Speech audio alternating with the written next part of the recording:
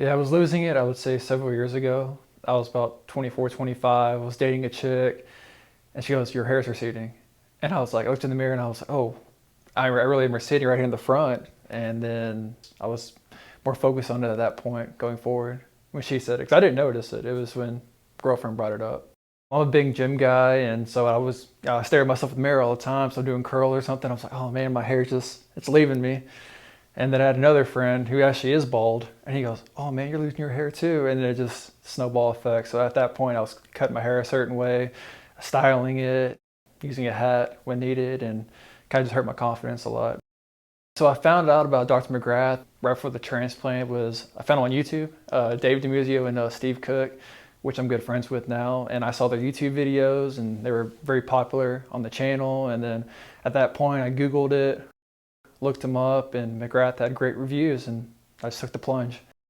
I was very nervous about the procedure because you never know what to expect. You know, you see stuff, and sometimes they're good transplants, sometimes they're bad, and I was just hoping for the best. At that point, my hair was just falling out, so I just said, "It's in your hands, Dr. McGrath. Just take care of me."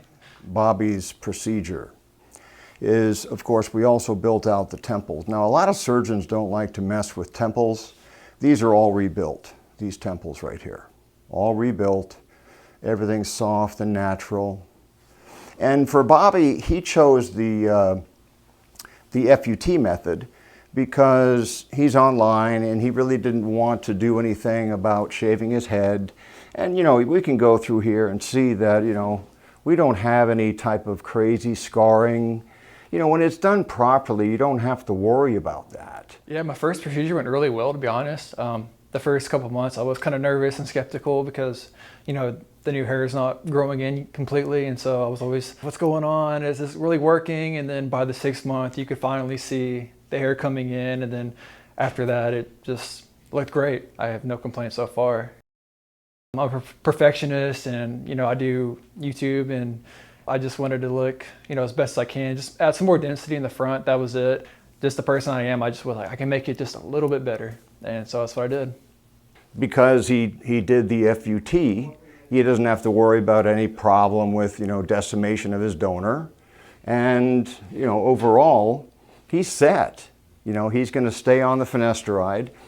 And really, I mean, he's locked in for, you know, I'd give him at least the next 10 years before we'd even have to consider anything else. And he's young, and this is important to him for his line of work. Everyone that I've talked to, they said it's a great job, and I'm not judged by it. I have friends reaching out to me through Instagram and other social medias, and they're texting just like, "Hey, where did you go to get that? And how much did it cost?" And yeah, everyone likes it. No complaints. Talk to your doctor, try to get on finasteride or Rogaine to stop it from getting worse if you're noticing it.